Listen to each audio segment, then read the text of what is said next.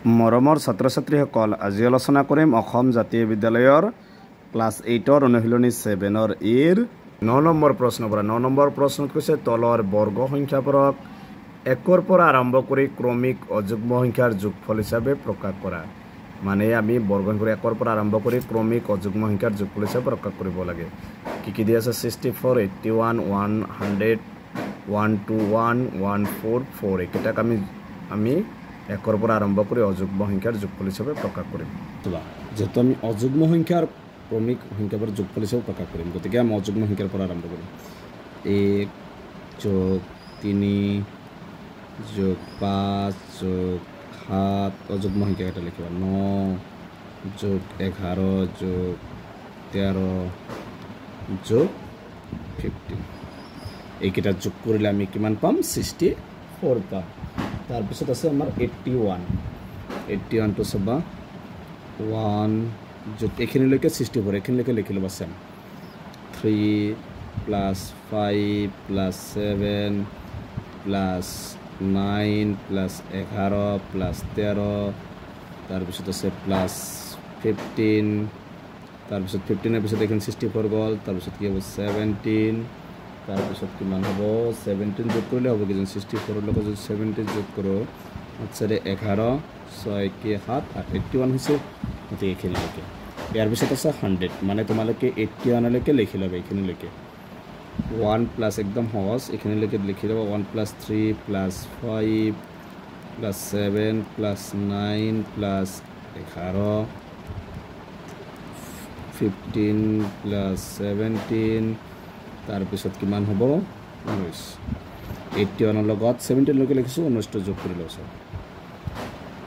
10 8 কে 9 10 হৈছে এইখিনিলৈকে কিমান হৈছে আমাৰ 100 হৈছে এবাৰ আছে 1 to 1 এইখিনিলৈকে কি কৰিবা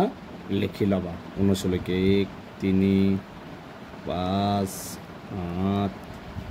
9 11 13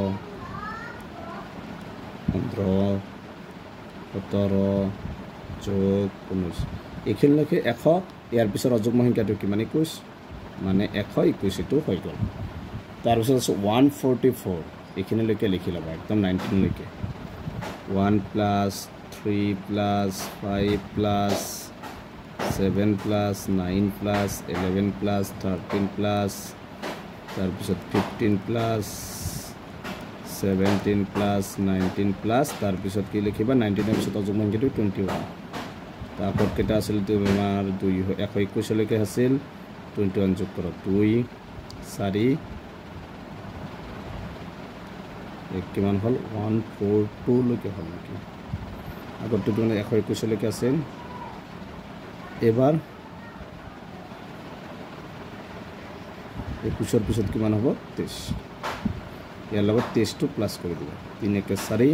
2 * 4 144 যদি 21 লৈকে আমি লিখি লৈছোঁ তাৰপিছত এটা 23 প্লাছ কৰিলে আমি কিমান পাম 44 পাম গতিকে এইটো আছিল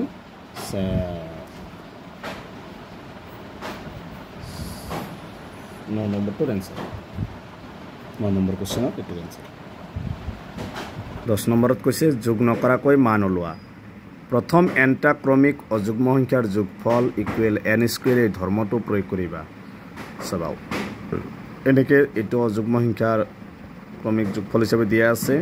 ইয়াত আমি n² ব্যৱহাৰ কৰি ইয়াৰ মানটো ওলাওঁ চাবা এইটো প্ৰথম n² সূত্ৰটো আমি ব্যৱহাৰ কৰিব লাগে ইয়াত সংখ্যা কেইটা আছে 1 2 3 4 5 6 7 8 9 10 মানে কি হ'ব ইয়াত টোটেল সংখ্যা 10টা তাৰপিছত কি আছে স্কুৱেৰ ব্যৱহাৰ কৰিব লাগিব 10² মানে কিমান হ'ব 100 ইয়াত চাবা 19 লৈকে আছে কিমান 10টা 19ৰ পিছত অযুগ্ম সংখ্যাটো কিমান 21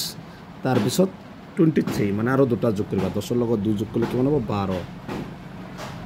12 স্কুৱেৰ কৰিলে কি হ'ব 144 এইবাৰ আছে 23ৰ পিছত কি আছে 25 আছে আৰু 27 আৰু দুটা মানে আৰু তুমি 2 যোগ কৰিলে কিমান হ'ব 14 স্কুৱেৰ কৰিলে 14 গুণ 196 ইয়াত চাবা 27 লৈকে আছে 14টা তাৰপিছত হ'ব 29 31 33 তিনিটা যোগ কৰিলে কিমান হ'ব 14 3 কিমান 17 17 স্কুৱেৰ মানে কিমান হ'ব 289 ঠিক এইটো হৈছে 10 নম্বৰটো আনসাৰ তাৰপিছত চাবা 9 নম্বৰত 11 নম্বৰত কৈছে তলৰ বৰ্গ সংখ্যাবোৰক দুটা ক্ৰমিক স্বাভাৱিক সংখ্যাৰ যোগফল হিচাপে প্ৰকাশ কৰিব লাগে কাৰণ দুটা ক্ৰমিক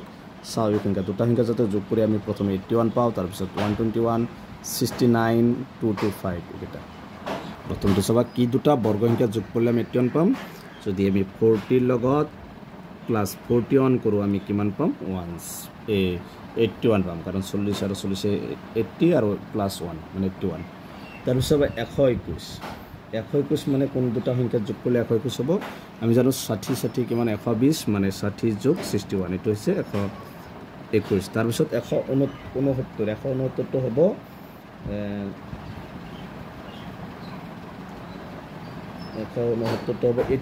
84 প্লাস 85 তাৰপিছত আছে 225 টো হ'ব 112 লগত যদি আমি 112 যোগ 113 এটো হৈছে 84 এটা হ'ব 225 এখানে যোগ করলে 225